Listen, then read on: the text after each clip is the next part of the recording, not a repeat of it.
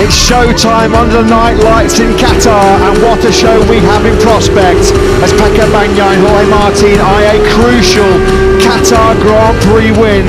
We now know for the 19th time in history the MotoGP title will be decided in the season's final round.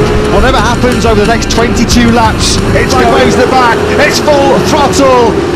The lights are being held a long time, lights out, and we are racing here in this crucial Qatar Grand Prix. Martin missed the start, he got massive wheel spin on the Prima Prama Ducati. He's under pressure here from Quartararo and from Bezzecchi, and Bagnaia has made the dream launch. It was a horror show for Martin, as he feared, off the line. Martin's going to come through the first sector, he's down in the 8th or 9th place, a shocker for the man second in the standings. That couldn't have gone much worse for Jorge Martin, and that's how many of his practice starts went earlier on in the weekend. Both Prima Prama Ducatis went backwards. Jorge Martin is in 8th position.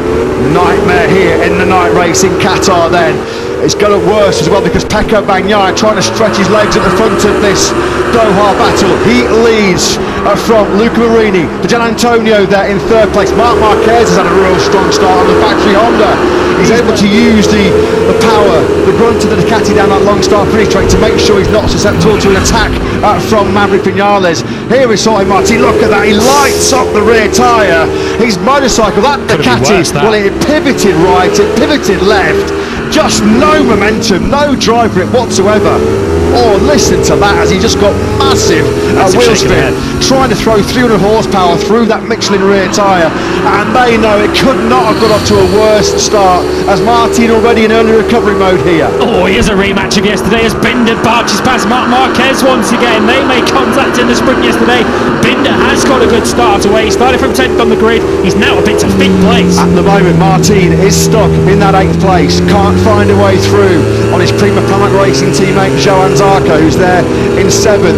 Yeah, Binder and Marquez have had a couple of hard moves last night. Yeah, he's trying to get on with this, isn't he? Trying to maybe up the pace and push riders behind him to places where they don't really want to go in terms of front tyre temperature, front tyre pressure, and of course, more importantly perhaps, tyre endurance and tyre durability over this full 22 lap distance as Bagnaia is now creeping all over the rear tyre of Martin, who can't go with Zarco at the moment, can he?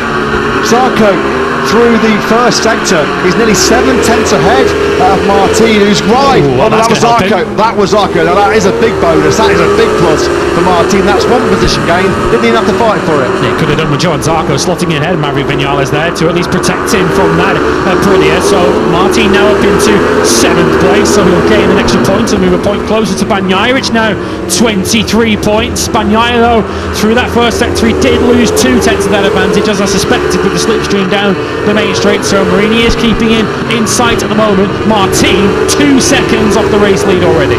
Here was Bagnaia then through turn 10. Binder running a wider just sort of glued to the back of Martin and can't do anything about it as well.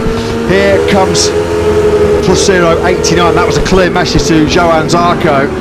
I wonder if some of the cynics might say that he just... that was deliberate. No, that wasn't deliberate, but he slots in behind Martin, but there was a clear message there. Zarco getting the message. He was Plus 89. Gian Antonio now on the inside, really toughing it out with Alex Marquez. The two Brazilian Ducatis exchanging at least the same paintwork, and it's Digit that's now back up into P3. Taken to the final round decider in Valencia. Just 37 points left to fight for after tonight's Qatar Grand Prix, as Martin trying to limit the damage here, surely with the top speed horsepower advantage that the Ducati, as Marc Marquez said last night, in this very situation, down the 6-gear start finish straight, he was a sitting duck, and here he goes again. Nothing that Marquez can do about that. The speed differential is, for want of a better word, embarrassing between the Honda and the Ducati, and Martin just eases on through. Absolutely powerless there was Marquez. Nothing he could do about that whatsoever. Fastest lap of the Grand Prix to Fabio Di Gianantonio, running in 3rd place. Off his Grand Prix career, only one win in the last 7 Grand Prix. That was in Mandalika when he charged through from 13th, but the significance of this one cannot be underestimated. Good 3rd sector though for Di Gianantonio. He pulled back a 1/4 of a second on Bagnaia, so a lead which was 6/10 of a second is now 3.5 of a second. So Di Gianantonio not letting Bagnaia run away with this, although Jorge Martin not exactly breaking clear of Marc Marquez, is he? Yeah, and upholding Honda honour once again quite clearly. is Marc Marquez. You have to go all the way down to Joan Mir. Martin, though, in the 54s and losing a lot of time now. Jorge Martin is best part of 4 seconds off the race lead. It's funny, isn't it? At the end of the sprint yesterday, as here comes Vinales having a look at Marc Marquez. At the end of the sprint yesterday, we had Pecco Bagnaia and his fans cheering on Babbage Gian Antonio, trying to take some points away from Jorge Martin. The roles are reversed this time. It's Martin and his many fans who are cheering on Digia. Imagine being in Martin's position right now. You can see Bagnaia sailing off at the front. You keep coming over the finish line and seeing +0.90 race as Maverick Vinales finally gets the move done on Marc Marquez. I think many eyebrows are raised when Gian Antonio made